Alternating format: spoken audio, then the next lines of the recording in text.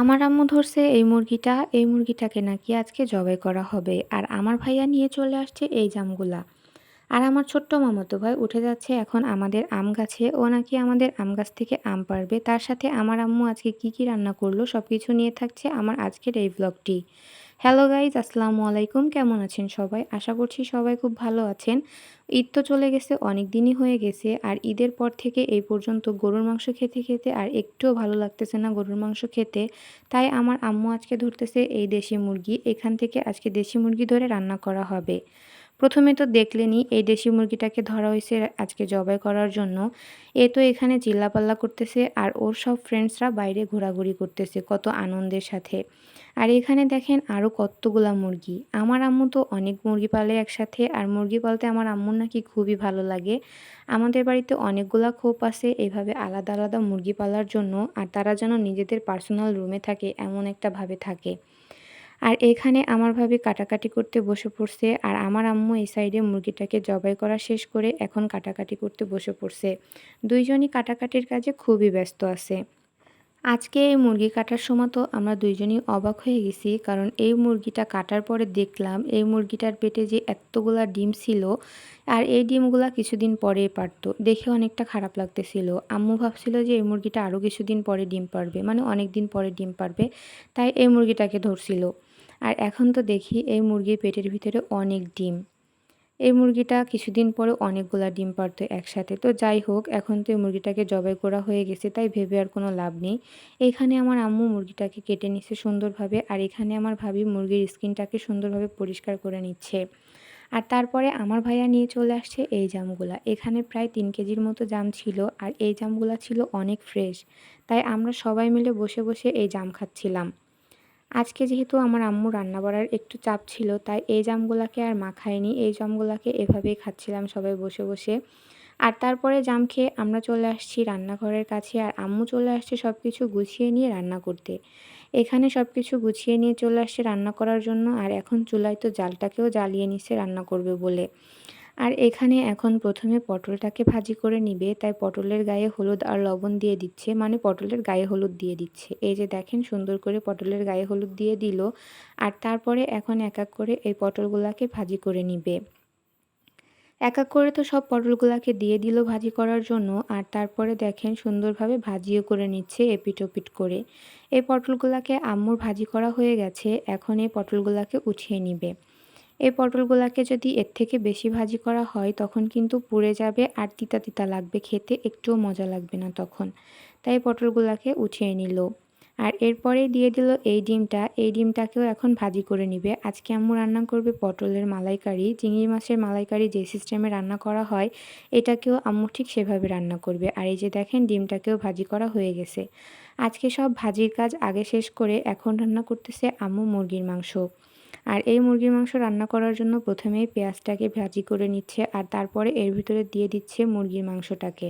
এখানে দেখেন এখন এই মাংসটাকেও কিছুক্ষণ ভাজি করে নিবে।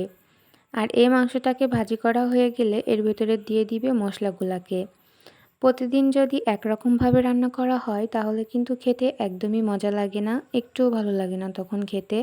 তাই আম্মু প্রতিদিন একরকমভাবে রান্না করে না, এক এক দিন এক এক রকমভাবে রান্না করে। এখন এখানে সব মশলাগুলাকে দিয়ে সুন্দরভাবে মশলাটাকে কষিয়ে নিবে মাংসগুলার সাথে। আর প্রতিদিন যদি এক এক রকমভাবে রান্না করে তাহলে তো একটুও ভালো লাগে না, আর তার সাথে খাওয়ারও কোনো মজা থাকে না। আর যদি এক এক দিন এক এক রকমভাবে মানে আলাদা আলাদাভাবে রান্না করে তাহলে কিন্তু খাবারের টেস্টটাও অনেক গুণে বেড়ে যায়, তখন খেতেও অনেক মজা লাগে। আর আজকে দেখেন আমার আম্মু একটু অন্যরকমভাবে রান্না করতেছে, আর এর জন্য খাবারটাও কিন্তু অনেক মজা লাগবে খেতে। আর এখানে মাংসটাকে সুন্দরভাবে কষিয়ে এখন এখানে পানি দিয়ে দিচ্ছে। এই পানিটা দিয়ে এখন মাংসটাকে সুন্দরভাবে সেদ্ধ করে দিবে। আর এই পানিটা দিয়ে দিচ্ছে পরিমাণ মতো। বেশি পানি দিলে আবার মাংসটা একেবারেই নরম হয়ে যাবে। আর এখানে দেখেন মাংসটাকেও রান্না করা হয়ে গেছে আম্মুর। এই মাংসটাকে এখন নামিয়ে নিল। আর এখন রান্না করবে সে পটলের মালাইকারিটাকে। পটলের মালাইকারি রান্না করার জন্য এখানে আম্মু মশলাটাকে প্রথমে ভালোভাবে কষিয়ে নিয়ে তারপর এখানে দিয়ে দিল নারকেলের দুধ। এই দুধটা দেওয়ার পরে দেখেন কি সুন্দরভাবে ঝোলটা ফুটে উঠছে, আর তারপর দিয়ে দিচ্ছে এক এক করে এখানে পটলগুলাকে। আর ডিমও দিয়ে দিছে। দেওয়ার পরে এখন দেখেন রান্নাটাও কিন্তু হয়ে গেছে।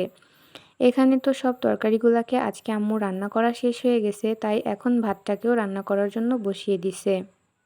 আর এখন দেখেন আমার ছোট্ট মামাতো ভাই উঠে যাচ্ছে আমাদের এই আম গাছে। ও নাকি আজকে আমাদেরকে এই গাছ থেকে আম পেড়ে দিবে। তো প্রথমে তো আমরা ভাবছিলাম যে ও মনে হয় আমাদের সাথে দুষ্টামি করতেছে, ও গাছে উঠতে পারে না। পরে দেখলাম যে না, একদম বাদরের মতো গাছে উঠে গেছে। আর এই যে দেখেন উঠে বসেও পড়ছে আমাদের গেটের ওপরে। আর আমাদের এই গাছটাতে যে আমগুলা হইছে তা কিন্তু এই গেটের ওপরেই হইছে, আর বাইরের সাইডে কিছু আম হইছে, বাড়ির ভেতরে একটা আমও হয় নাই। আর এখান থেকে এখনও আম পেড়ে দিচ্ছে, আর নানু সে আমগুলাকে নিচ্ছে।